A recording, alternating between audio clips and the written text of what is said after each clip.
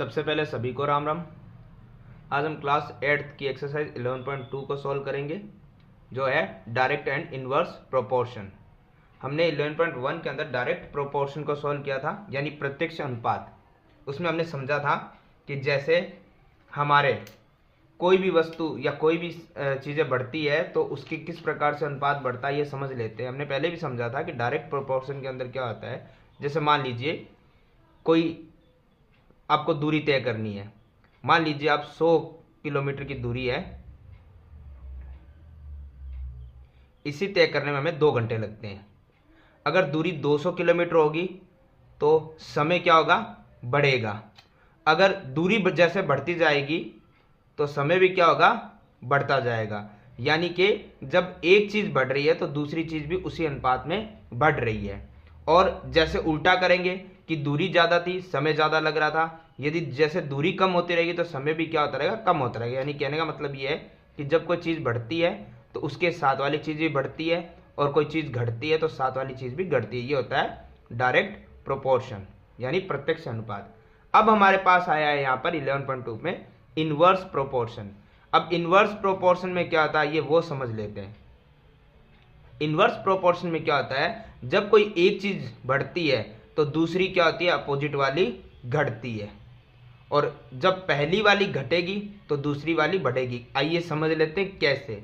जैसे हमें यहाँ पर एक क्वेश्चन भी दिया गया है कि the number of worker on A job, किसी कार्य में जो लेबर जो मजदूर होते हैं उनकी संख्या को बताया जा रहा है, and the time to complete the job, और जो काम कंप्लीट हो रहा है वो उसके बारे में बताया जा रहा है। तो हमें पता है कि कहीं पे अगर काम होगा तो यदि 2 मजदूर लगेंगे और आपको बताया जाता है कि वो काम पूरा होने में 1 घंटा लगता है या 1 दिन लगता है, अगर मजदूर बढ़ेंगे तो क्या ये साथ वाली चीज भी बढ़ेगी, काम करने में लगने वाला समय भी क्या बढ़ेगा या घटेगा। हमें पता है कि यदि 2 मजदूर एक काम को 1 दिन में करेंगे तो 4 मजदूर उस काम को किस में कर देंगे, आधे दिन में।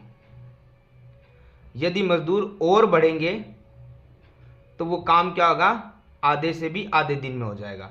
यानी कि जब एक चीज बढ़ रही है, यहां पर ध्यान से देखो, एक चीज क्या हो रही है, बढ़ रही है, प्लस हो रही है, तो दूसरी चीज क्या हो रही है, नेगेटिव में जा रही है, माइनस में। ध्यान से देखिए, यहां 2 से 4, 4 से 8 बढ़ रहा था, तो ये 1 से आधा, आधे से भी आधा, ये चीज क्या हो रही थी, घट रही थी। यानी कि जब एक चीज बढ़ती है और एक चीज घटती है तो वो कौन सा होता है, इनवर्स प्रोपोर्शन हो जाता है। जब दोनों बढ़े तो डायरेक्ट, दोनों घटे तो डायरेक्ट प्रोपोर्शन, और जब एक बढ़े और एक घटे तो वो क्या होता है, इनवर्स प्रोपोर्शन। इसको हम कहते हैं प्रतिलोम अनुपात भी कहते हैं, ये प्रतिलोम अनुपात भी होता है। तो अब हम समझ चुके हैं, हमें यहाँ क्वेश्चन दिया गया है which of the following are in inverse proportion, यानी अब हमें डायरेक्ट नहीं इनवर्स प्रोपोर्शन बताने हैं। यहाँ पे जो भी हमें स्टेटमेंट दी गई है उनको देख के किसमें इनवर्स आ रही है किसमें नहीं आ रही है। तो ध्यान से देखो, पहला क्वेश्चन ये कह रहा है द नंबर ऑफ वर्कर, ये तो हमने अभी समझ ही लिया कि जब कभी वर्कर यदि बढ़ेंगे तो जो हमारा टाइम टू कंप्लीट जॉब होगा वो क्या होगा, हमेशा घटेगा।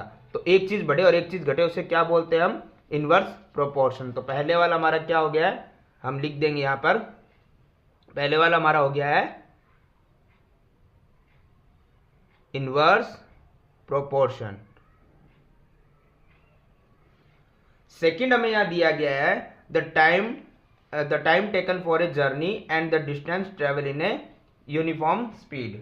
अब ध्यान से देखिए इस चीज को, यहां पे ये क्या बता रहा है, the time to taken for a journey, यदि आपको किसी जर्नी को पूरा करने में समय कितना लग रहा है, एंड डिस्टेंस ट्रेवल, तो ध्यान से जैसे अभी बता भी दिया था आपको कि जब कभी दूरी जो डिस्टेंस होगी वो अगर बढ़ रही है तो हमारा लगने वाला समय भी क्या होगा, बढ़ेगा, और दूरी घटेगी तो समय भी क्या होगा, घट जाएगा। तो एक चीज ध्यान से देखिएगा, जब ये दोनों चीजें एक साथ बढ़ रही है या एक साथ घट रही है, तो एक साथ बढ़ने और एक साथ घटने वाला क्या होता है, डायरेक्ट प्रोपोर्शन। तो ये इनवर्स प्रोपोर्शन हमारा नहीं है। तो हमें यहां पर बता देंगे कि ये वाला कौन सा प्रोपोर्शन था हमारा, डायरेक्ट।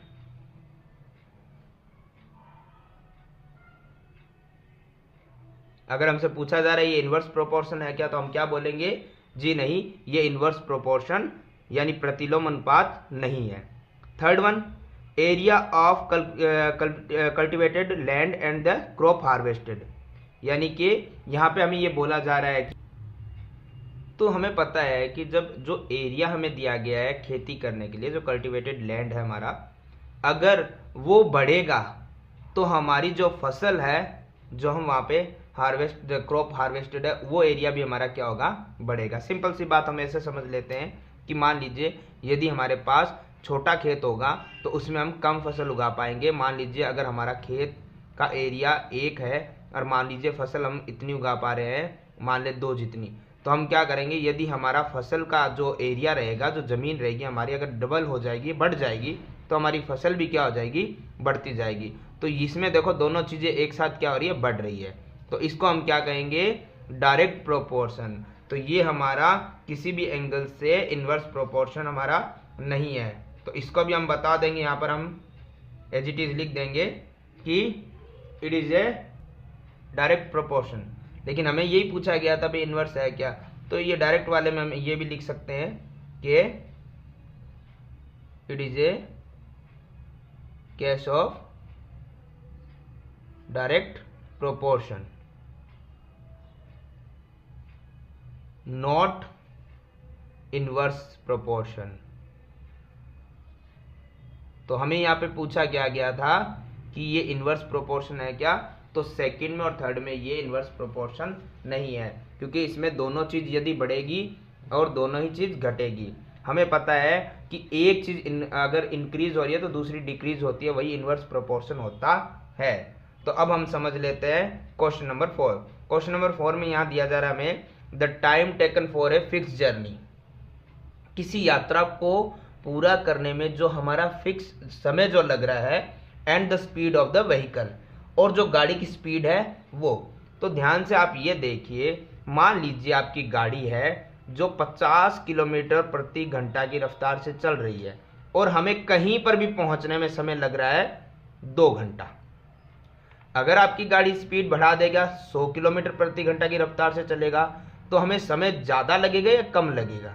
सिंपल सी बात है कि जब कभी भी हम स्पीड को बढ़ा देंगे तो हमारा समय क्या हो जाएगा, कम लगेगा, और स्पीड को अगर और बढ़ा देंगे हम तो हमारा समय क्या होगा, और भी कम लगेगा। यानी जहां 50 की स्पीड से चलने में 2 घंटे लग रहे थे, तो 100 से चलने में 1 घंटा और 200 की स्पीड से चलने पे हमें आधा घंटा ही लग रहा है। तो ध्यान से देखो कि यहाँ पे हमारी एक चीज क्या हो रही है, इंक्रीज हो रही है स्पीड, तो हमारा जो समय था वो क्या हो रहा है, डिक्रीज। ध्यान से देखिए, यहाँ से समय बढ़ रहा था, माफ कीजिए, यहाँ से हमारी जो स्पीड थी वो बढ़ रही थी, तो समय हमारा घट रहा था।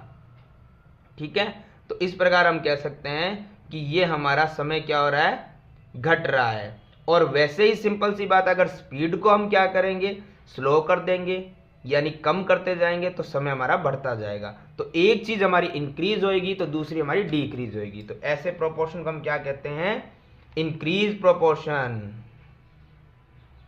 इनवर्स प्रोपोर्शन, इंक्रीज नहीं इनवर्स, इंक्रीज तो हो रहा है वो।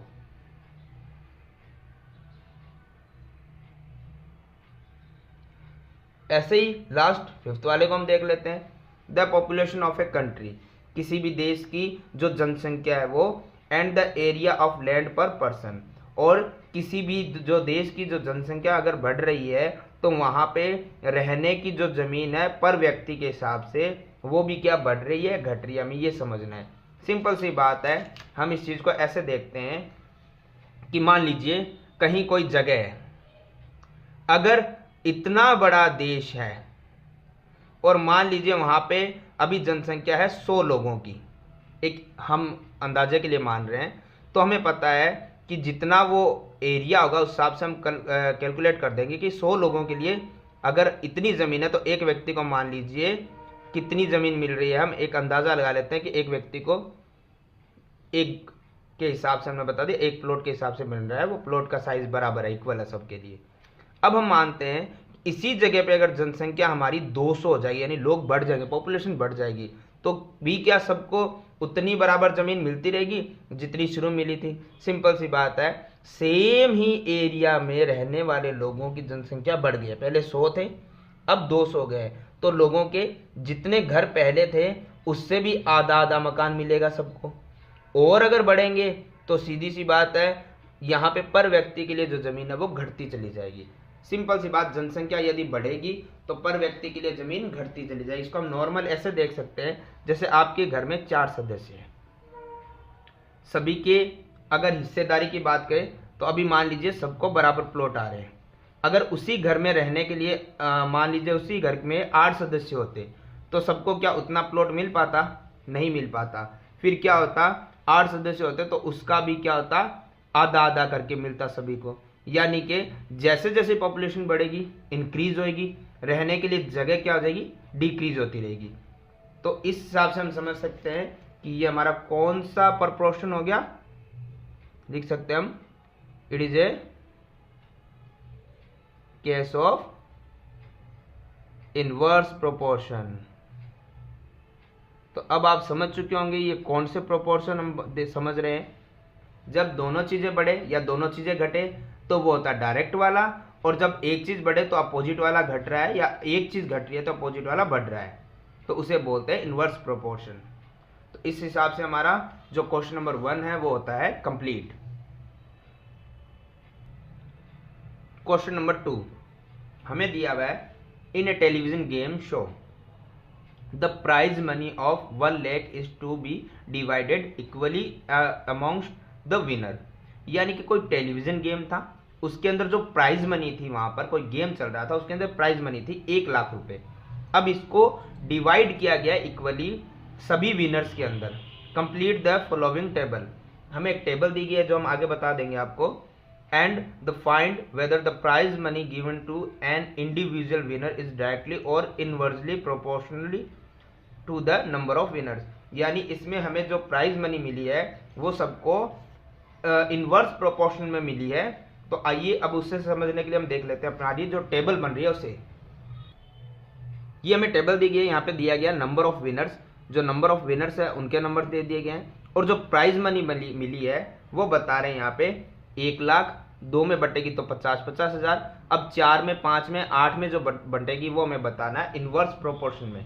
तो सबसे पहले हमने डायरेक्ट तो समझ लिया था, किस प्रकार करते थे हम, x1 y1 x2 y2 हम ये मानते थे, x3 y3 x4 y4, तो ये अभी भी माने जाएंगे।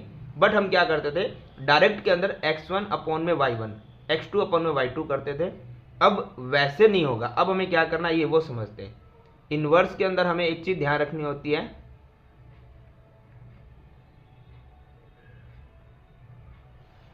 जैसे हम उसमें x1 y1 मान रहे थे यहां भी हमें मानने हैं, बट थोड़ा सा डिफरेंस यही है कि वहां पे x1 अपॉन में y1 यानी x1 के डिवाइड में y1 करते थे, यहाँ पे x1 के साथ मल्टीप्लाई में y1 करना है, और इक्वल तो होते थे x2 अपॉन y2 के। लेकिन अब हमारे पास यहाँ पे x2 और डिवाइड नहीं करके मल्टीप्लाई में y2, इस हिसाब से ये होगा इनवर्स प्रोपोर्शन। वहां डिवाइड होता था, यहाँ मल्टीप्लाई। बाकी वैसे के वैसे ही हमारे सोल्व इजी हो पाएंगे। अब एक चीज हम यहाँ समझ लेते हैं कि जैसे हमने x1 x2 x3 x4 x5 x6 x7 माने, वैसे y1 y2 y3 y4 ऐसे आगे माने जाएंगे। तो y1 y2 के बाद ये क्या था, y3 y4। तो ये दोनों तो पहले से सॉल्व है, ये हमें करने की आवश्यकता नहीं है। हम आगे ले लेते हैं, जैसे हमारा पहले वाला सब में आता था डायरेक्ट में, यहां पर भी आएगा इनवर्स के अंदर भी x1 मल्टीप्लाई y1। ये पहले से सॉल्व है इसलिए हमें करने की आवश्यकता नहीं है। हम करेंगे x3 मल्टीप्लाई y3 को सॉल्व, क्योंकि y3 हमारे पास नहीं है। तो x1 हमारे पास क्या है 1 मल्टीप्लाई में y1 क्या हमारे पास 1 लाख इक्वल x3 हमारे पास क्या है 4 और y3 हमारे पास नथिंग, कुछ नहीं है। तो यहाँ पे ये सिंपल हो गया है। हमें क्या करना है, 1 की 1 लाख से मल्टीप्लाई करेंगे तो कितना आएगा 1 लाख इक्वल y3 है। y3 के साथ में जो मल्टीप्लाई में वो कहाँ चला जाएगा, डिवाइड में। तो जब हम इसको 4 से 1 लाख को डिवाइड करेंगे तो ये हमारे पास आएगा 25,000, और ये क्या है हमारे पास y3। तो हम क्या करेंगे, y3 की जगह 25,000 को लिख देंगे। तो इस तरीके से हमारा इनवर्स प्रोपोर्शन क्या हो जाएगा, कंप्लीट। अब आगे आप इसे चाहे तो यहां पर लिख भी सकते हैं कि हमारे फोर्थ विनर को प्राइज मनी क्या रहेगी।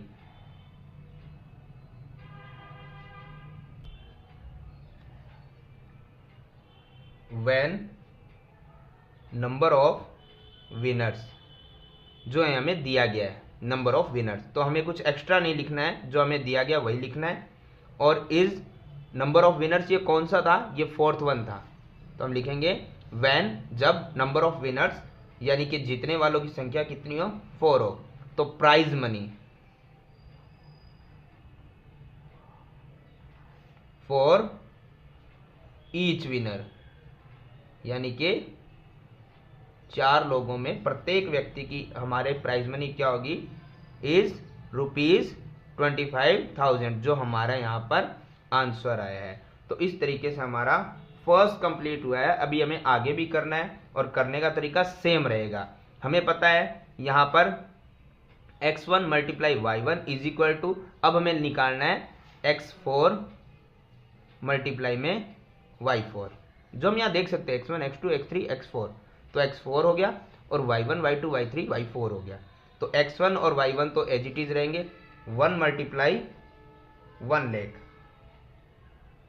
इज इक्वल टू x4 हमारे पास है 5 और y4 हमें पता नहीं है। तो करने का तरीका वही रहने वाला है, कोई चेंज नहीं होगा। यहाँ पे दोनों की मल्टीप्लाई हो गया। देन अब हम क्या करेंगे, यहाँ पर y4 के साथ जो मल्टीप्लाई में वो कहाँ जाएगा, डिवाइड में। तो जब हम इसको डिवाइड करेंगे तो कितना आंसर आ रहा है हमारे पास, डिवाइड करने पे हमारे पास आएगा ये, यहाँ पर हमारे पास आंसर 20,000।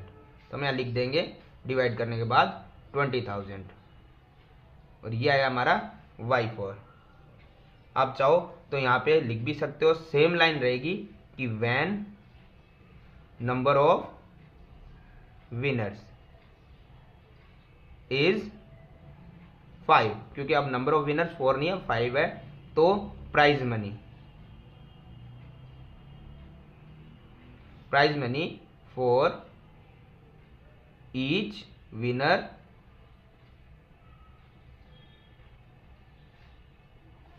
इज ₹20,000।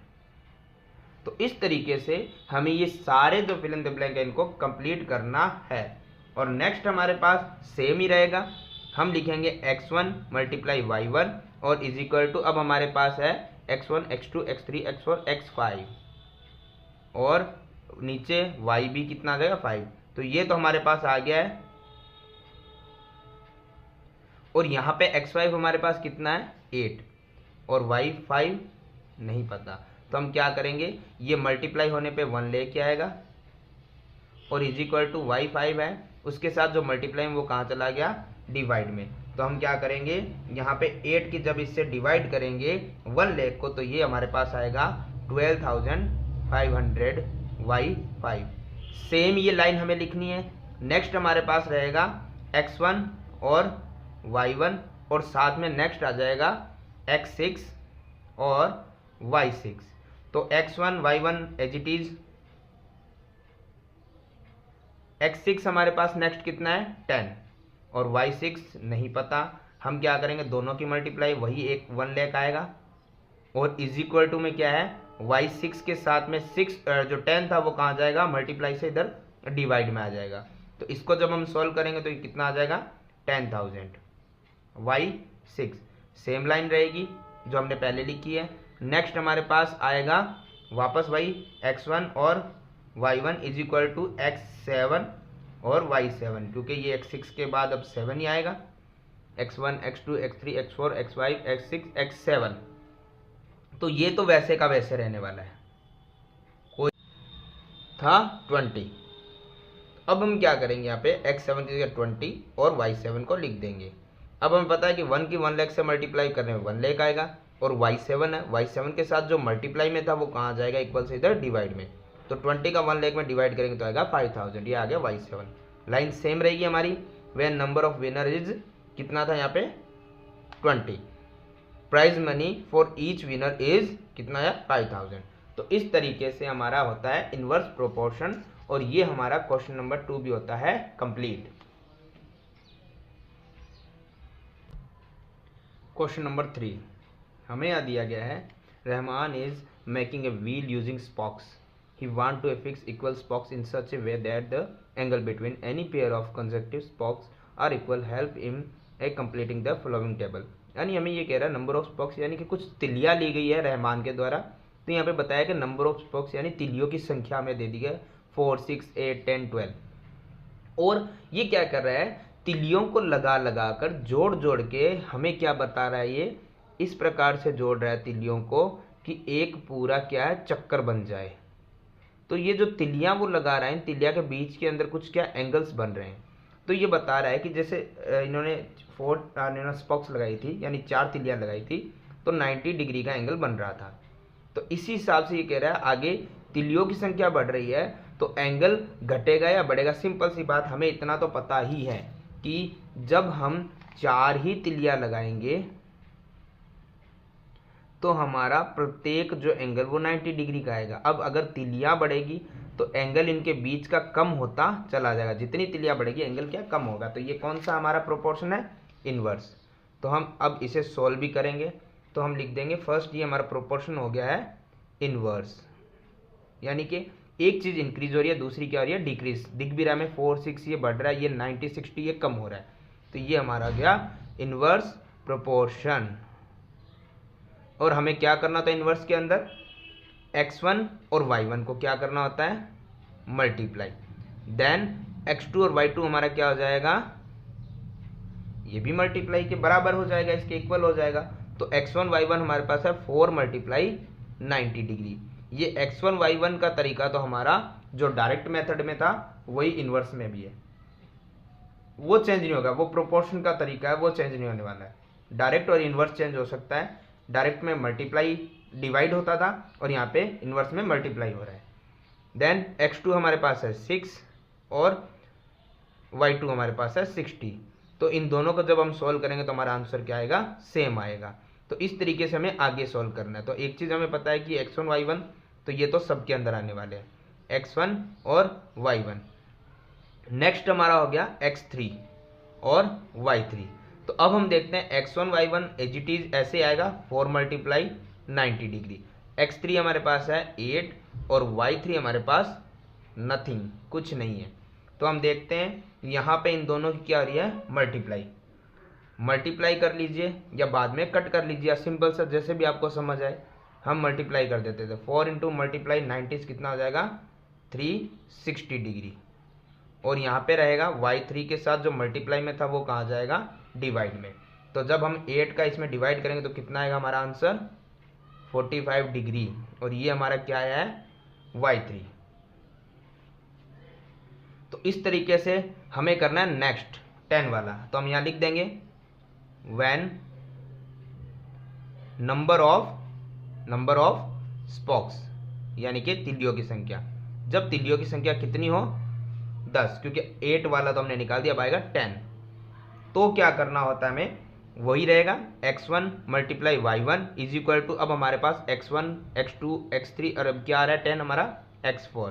तो वैसे ही नीचे वाला y1 y2 y3 और y4, इसमें तो कोई कन्फ्यूजन रहने ही नहीं चाहिए। तो x1 y1 हमारा वही है 4 into 90 degree is equal to x4 हमारा है 10 और y4 हमें नहीं पता है। तो हम इन दोनों की मल्टीप्लाई करेंगे तो आएगा 360 डिग्री। और यहाँ पे y4 के साथ 10 मल्टीप्लाई में था, यहाँ क्या आ जाएगा डिवाइड में। तो 10 का डिवाइड तो इजी हो जाता है, क्या बचता है 36 डिग्री। और ये हमारा आ गया है y4। और ऐसे ही हम करेंगे next, when number of स्पॉक्स is कितना है, नेक्स्ट में है 12। तो 12 के लिए हम क्या करेंगे x1 मल्टीप्लाई में y1 is equal to next x4 के बाद क्या आएगा x5 और y4 के बाद क्या आएगा y5। तो x1 y1 4 into 90 degree is equal to x5 क्या होता है हमारा, कहाँ दिया गया है ये रहा 12, काउंट करके हम देख सकते हैं। y5 हमारे पास नहीं है, तो इन दोनों का मल्टीप्लाई 360 डिग्री। और यहाँ पे y5 के साथ जो 12 था मल्टीप्लाई में वो कहाँ जाएगा, डिवाइड में। तो जब हम इसका डिवाइड करेंगे तो कितना आंसर आएगा हमारे पास, ये आएगा हमारे पास 30 डिग्री, और ये क्या आ गया, y5। तो इस तरीके से हमारा क्वेश्चन नंबर 3 भी होता है कंप्लीट। अब इसके अंदर हमें आगे कुछ दिया गया तो उससे हमें समझ लेते हैं इसमें आगे क्या दिया गया हमें। इसी में क्वेश्चन नंबर 1 जो हमें दिया गया है वो दिया गया है area the number of स्पॉक्स and the angle form between the pair of consecutive स्पॉक्स is inverse proportion. यानी ये पूछ रहा है कि जो आपने अभी नंबर्स ऑफ स्पॉक्स यानी कि जो तिल्लियों की संख्या थी और जो एंगल निकला था ये हमने निकाल लिया है। अब ये पूछ रहा है कि ये हमारा इनवर्स प्रोपोर्शन था या नहीं था। तो हम बता सकते हैं यहाँ ये हमारा इनवर्स प्रोपोर्शन था, हमने अभी निकाला ना, तो ये हमारा कौन सा प्रोपोर्शन था, इनवर्स। तो यही हमसे पूछ रहा है तो हम बता देते हैं यस। अगर ये नो होता तो हम लिख देते हैं नो, यस है तो yes, it is a case of inverse proportion. इसी में आगे हमें नेक्स्ट क्वेश्चन नंबर 2 दिया गया है इसी थर्ड के अंदर ही। क्वेश्चन नंबर 2 में हमें यह पूछा गया है calculate the angle between a pair of consecutive स्पॉक्स on a wheel with 15 स्पॉक्स। यानी कि हमें क्या करना है, 15 तिल्लियां लगाएंगे तो एंगल क्या आएगा। जैसे हमने अभी तक याद किया था कि हमारे पास 4 जब तिल्लियां थी यानी 4 स्पॉक्स थी तो 90 डिग्री एंगल बन रहा था, 6 स्पॉक्स थी तो 60 डिग्री एंगल बन रहा था। तो अब हमें कह रहा है 15 स्पॉक्स हो तो एंगल कितने डिग्री का बनेगा वो हमें बताना है। तो हम क्या करते हैं, यहाँ पे वैसे ही सॉल्व करते हैं, और ये प्रोपोर्शन हमारा कौन सा होगा, इनवर्स।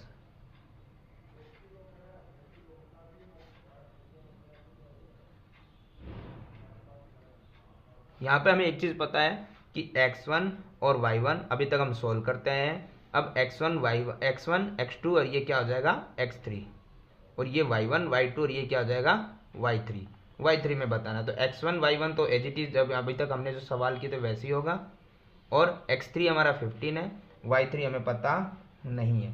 तो हम क्या करेंगे, यहाँ पे लिख देंगे y3 हमें पता नहीं है। तो हम अब क्या करेंगे, इसको आगे सोल्व करेंगे। तो देखो 4 और 90 का मल्टीप्लाई तो कितना आ रहा था हमारे पास, 360। यहाँ पे y3 के जो मल्टीप्लाई में 15 था वो कहाँ आ रहा था, डिवाइड में। तो 15 का हम 360 के अंदर डिवाइड करेंगे तो ये जाएगा हमारा 24 डिग्री। तो इस तरीके से हमारा क्वेश्चन नंबर थर्ड का सेकंड पार्ट होता है कंप्लीट। अब हमें इस क्वेश्चन में क्या दिया, जैसे पिछले क्वेश्चन में हमारे पास क्या था, 4 स्पॉक्स थी 90 डिग्री, 6 स्पॉक्स थी 60 डिग्री। वैसे अब हमें क्या बोला है, स्पॉक्स का हमें पता नहीं है कितना आएगा, हम यहाँ मान लेते हैं x1 x2 और ये क्या हो जाएगा हमारा x3, हमें पता नहीं है। और यहाँ पे y1 y2 और y3 एंगल जो है वो 40 डिग्री बन रहा है वो हमें दिया गया है। तो प्रोपोर्शन का तरीका तो वही रहेगा, इनवर्स।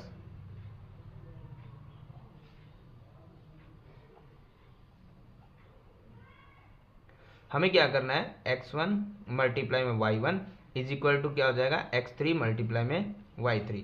x1 और y1 हमारे पास है 4 into 90 degree is equal to x3 हमारे पास अभी है नहीं, और y3 हमारे पास कितना यहाँ पे दिया गया है 40 डिग्री। तो हम क्या करेंगे, क्वेश्चन करने का तरीका वही हो, चाहे x पूछे या y पूछे।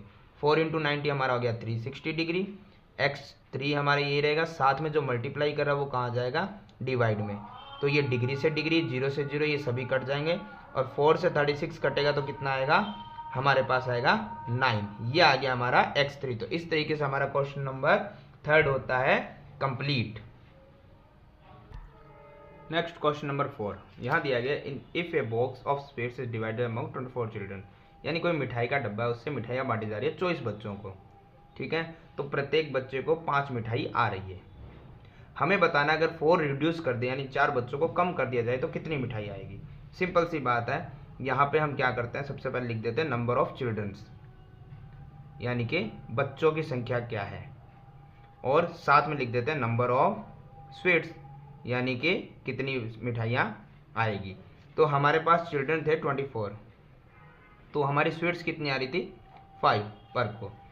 अब ये कह रहा है 4 रिड्यूस कर दो। रिड्यूस का मतलब होता है कम कर देना, घटा देना। तो 4 बच्चे कम होंगे, यानी कि 24 में से 4 गए तो कितने बचेंगे 20।